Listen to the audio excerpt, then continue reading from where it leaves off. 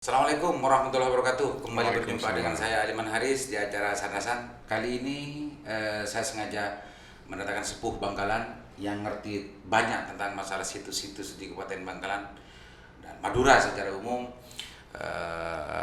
Beliau adalah pemerhati meskipun bukan profesor, tapi insya Allah tidak jauh berbeda pemahaman dan pengetahuannya tentang masalah situs sejarah di Kabupaten Bangkalan khususnya dan Madura. Assalamualaikum, Mbak. Waalaikumsalam warahmatullahi wabarakatuh. Saya sebetulnya sudah lama kenal dengan Bang, tapi sebelumnya perkenalkan Bang, biar lebih afdol gitu kalau mengenalkan sendiri. Nama saya Hidrohin Sabarudin. Itu nama pemberian dari orang tua. Kemudian Enju Lambe itu memanggilnya Benedoing Drohin. Drohin. Tapi teman-teman yang lain sepertinya Pak Ngolok Doing lah. Lakopnya Pak Doing, nah. Panggilannya Pak Doing kalau di Kabupaten Bangkalan, pemirsa. Oke, sudah berapa tahun umurnya sekarang, Bang? Pak Doing. Saya alhamdulillah lahir tahun 60. Tahun 60. Bulan Mei tanggalnya 5. Berarti 60 tahunan ya. Alhamdulillah. 60 tahunan ya, karena sekarang 2020, iya kurang lebih segitu. 70 60, Bang. 60. Perasaan baru kemarin lulus SMA. Perasaan ini. Perasaannya masih kemarin. Oke, Pak Toing. Kalau sebelumnya Sandasan sempat mengundang Bang Teh Panci, Ya. Teh Panci Teme, ya. cerita tentang masalah sejarah Bangkalan dan segala macam dari sisi sosialnya, dari sisi peradabannya, Antropologinya. ya. Sekarang kita akan cerita tentang masalah dari sisi arkeologi dan situs-situnya. Pak Toing, sebetulnya sejarah di Bangkalan tentang masalah itu apa sih yang sekarang masih ada yang bisa kita pelajari, Bang Toing? Baiklah. Sebelumnya saya mohon maaf. Di awal abad, artinya kita sudah mengenal siapa itu Raden Segoro. Raden Segoro. Itu pada abad 9. Abad 9. Abad 9. Ketika Medang Kamulan berkuasa. Medang Kamulan berkuasa. Itu kerajaan mana?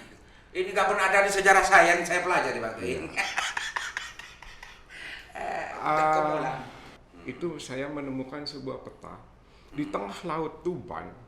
Itu tertulis sebuah pulau di situ. Kemudian di situ ditulis Medang Kamulan. Medang, pemirsa, Medang Kamulan. Nah, berawal dari situ, ibunda saya sebut Binteregung Ebuna Raden Segoro itu Bintergung. ya Bendoro. Dulu, bukan Bendoro ya. Bendoro. Kalau Bendoro, pemirsa akan musnadnya ke lake ini bini Iya, ya. ini bine. Bendoro. Kalau melihat nama Bendoro, sebetulnya itu mungkin ada bisa itu sudah mengalami beberapa perubahan. Bendoro. Ketika bermimpi memakan bulan, kita kembali lagi kepada sajarahnya Nabi Isa sepertinya begitu. Ya. Kurang lebihnya ada kemiripannya. Ya. Nah, Ini yang mimpi siapa nih? Bendoro ini. Bendoro yang menelurkan dan beranak pinak. Perjalanan itu termasuk diantaranya adalah ke pesisir Madura. Ya. Karena ini secara akal sehat amat sangat tidak memungkinkan kalau Madura itu belum ada orang atau bersosial. Kemudian diceritakan di beberapa sejarah itu antara lain karya dari Kanjeng Zainal, mantan Bupati Pamekasan. Kanjeng Zainal. Ya, di sana menulis kisah tentang Raden Segoro, kemudian Madura, namanya Madu Oroh seperti itu. Madura, Madu dan Oroh. Madu Oroh. Jadi berawal dari cerita ini, pemirsa biar juga bisa menyimak gitu ya. ada Raden Segoro yang punya Bendoro Agung ya. Ebu. Ebu, Ebunah Bendoro Gung. ibu apanya orang tuanya Orang tua. Bendoro Gung ini pernah bermimpi untuk makan bulan gitu. Betul. Ada semacam kemiripan sejarah dengan Nabi Isa, dan itu salah satu cikal bakal cerita tentang Iya. terbentuknya Wangsa Madura. Betul. Wangsa Madura ini kita lanjutkan ceritanya ini kan biar semakin menarik. Lanjut Bang. Kemudian itu kan abad 9. Abad 9. Abad 9 beliau sudah mempunyai 2 pusaka untuk Madura loh ya. Ini bukan untuk Bangkalan. Untuk Madura. Yang terbuat dari binatang olar naga. Kipoleng yang mendampingi beliau itu atau Patih Giling Mesi, Prabu Giling Mesi itu yang selalu mendampingi. Bendregung Iya. apa namanya? Mendampingi kelahiran Raden Segoro ini. Raden Segoro, ini. iya.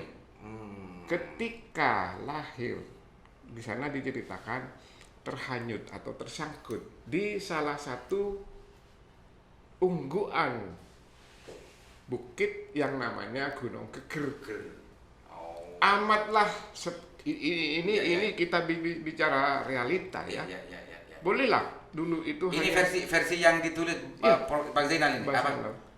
bahasa Mantan Bupati Pamekasan. Ya? Betul. Zainal. Kanjeng Ini Zainal. versi biar nanti masyarakat yang menikmati dan mendengar kisah ini versi mungkin bisa saja di babat-babat yang lain mempunyai cerita yang beda, tapi ini versi yang ditulis oleh Pak Zainal. Betul. Pak Zainal. Terus Bang? Kemudian amatlah sangat tidak mungkin kalau kita kaitkan dengan keadaan atau kenyataan yang sekarang. Di Madura ini tidak ada komunitas kehidupan. Karena jauh sebelum itu sudah ada perjalanan bangsa Austronesia itu. Nah, itu di abad 9. Ya. Abad 9 Austronesia. Jauh sebelum itu sudah ada Sudah perjalanan artinya, itu. Pak Doing dengan cerita ini ingin menyimpulkan bahwa di Madura sudah ada kehidupan. Betul. Gitu. Beberapa hari yang lalu kebetulan tim kami yang di gerbang Pulau Madura kemudian bersama-sama Batik Peri Kecil ini owner yang luar biasa mendukung kami dalam penelusuran itu. Kami beserta tim peneliti namanya Pak Gunadi.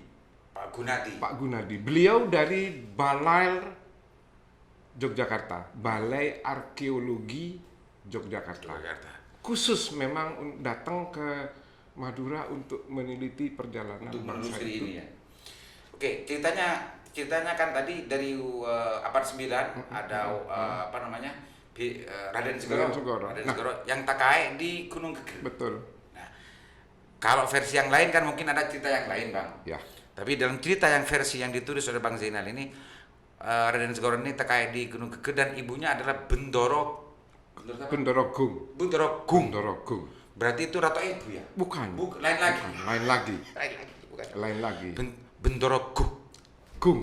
Gung. Ada 3 di sana itu. Bendoro Gung. Berarti si Asmana Potrekoneng, Ebuna Turno, Ebuna Joko Tule.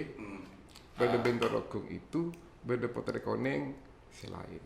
Bendoro Gung berpotrekoneng. Beda Potrekoneng selain. Oh, potrekoneng karena 2. Iya. Ada 3 Iya. versi. Ada 3. Ada artinya yang orang sosok manusia yang pernah mengalami proses kholwat. Kalau bahasanya kan Iya, kalau bahasa nyepe. di Gunung Geger. di sana.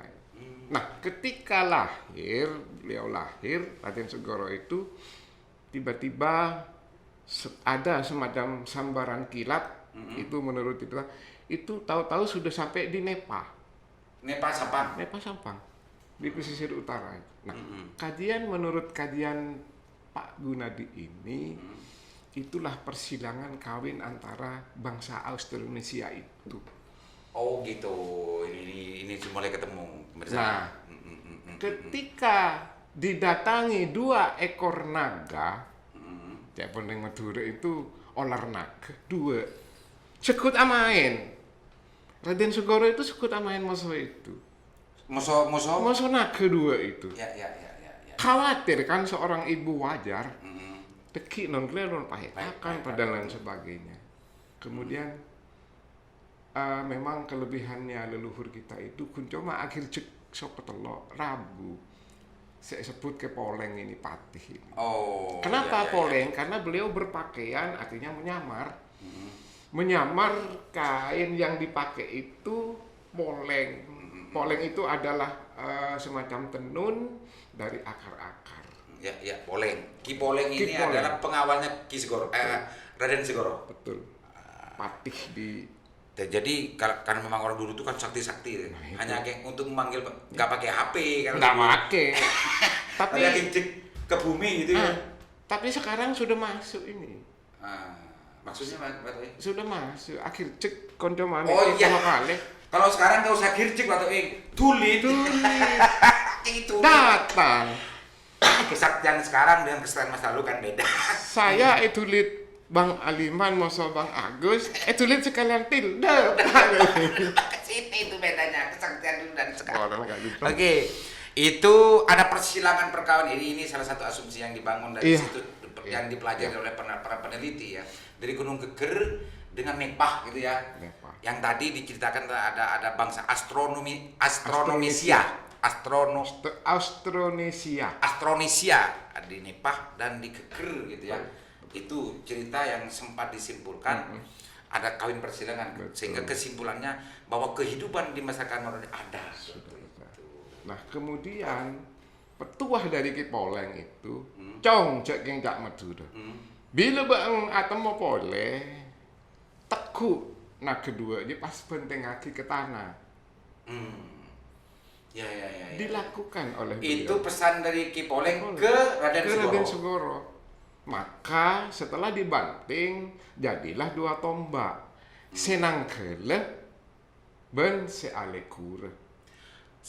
Senjata ini namanya Senanggala dan Senakura. Sealekure. Sealekura. Sealekure. Senanggala, Sealekura.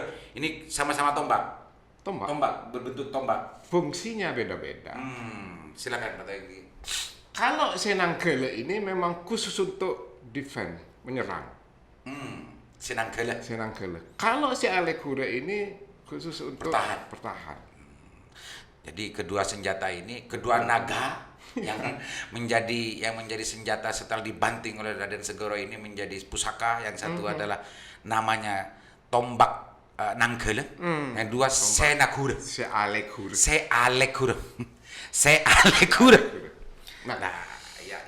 jadi kalau yang Senanggele ini memang dipakai untuk berperang. Nanggala ini selanjutnya Hanya diperintah mangkat. Wah ini maper ini serot. Nggak usah ya, mangkat TV ya. Mangkat TV. Itu ceritanya pemirsa. Nah, ketika di kerajaan Giling Besi itu diserang oleh bangsa Cina, Ini abad keberapa ini Pak? sudah masuk abad Sudah mulai ke setelah abad abad 9 19-an ya. betul. Nah, ini yang dipakai karena mendengar di sana ada seorang pemuda yang gagah dan lain sebagainya dengan kesaktiannya. Raden Segoro ini maksudnya. Dipanggil ke sana. Akhir cerita Toto kecerita. Cereng mon lambe mon enjuk cerita itu kan seperti itu. Ya. Dongeng penghantar tidur. Itu misalnya salah satu versinya. Selesai ya. Pada akhir ceritanya gimana itu setelah ada pemuda sakti mandraguna. Nah, itu kan belum selesai. Selesai di sana beres, aman dan lain sebagainya, kembali beliau Dek Madura. Ke Geger ini yang mungkin yang dimaksud Madura. Wallahu a'lam. Tapi alur ceritanya seperti itu. Jadi intinya beliau itu kembali ke tanah Madura. Otomatis kan mesti ada pelanjut. Ya. Akhir cerita di karya beliau Kanjeng Zainal Fatah ini, beliau meninggal secara mukso. Mukso itu jelaskan mukso. Mukso menghilang. Meninggal itu menghilang. Raga atau badan itu menghilang. Tidak ditemukan di mana gitu ya. Ini kita kaitkan dengan ajaran yang dilakukan oleh umat Hindu-Buddha. Ya, mukso. Mukso. Tapi Apa tidak dibakar kan mukso itu nggak Apa yang terjadi? Bangkulon hilang antara 5 atau 4 abad Setelah sejarah itu. Iya. Dari abad 9 Sampai abad 13 ya? 14, 13 itu hilang. Kemudian kita tarik, muncullah sebuah kisah. Artinya di literatur yang dipakai sekarang itu setelah Majapahit. Prabu Brawijaya V itu disebut adalah Raja Majapahit yang ke-7. Banyak kadang-kadang ini orang kurang memahami. Dianggap Brawijaya V ini adalah raja ke-5, tidak. Beliau adalah ternyata raja ke-7 di Majapahit. Brawijaya. Ya, Brawijaya V. Brawijaya V. Ini mempunyai putra banyak. Salah satu di antaranya di situ ada Aryo Damar, ada Lembu Peteng, ada Jaran Panoleh. Kalau Joko Tule jelas menantu beliau yang dikawinkan dengan Dewi Ratnadi. Itu salah satu penggalan ceritanya. Nah, ketika itu jadi penyatuan darah itu jatuh kepada Demang Pelakaran. Demang Pelakaran, Demang Pelakaran pada abad 14. Perjalanan abad 14 ke 15. Ini yang selalu menjadi rebutan oleh raja-raja di Jawa. Kenapa Sultan Agung begitu antusias ingin mengambil anak yang namanya Raden Praseno.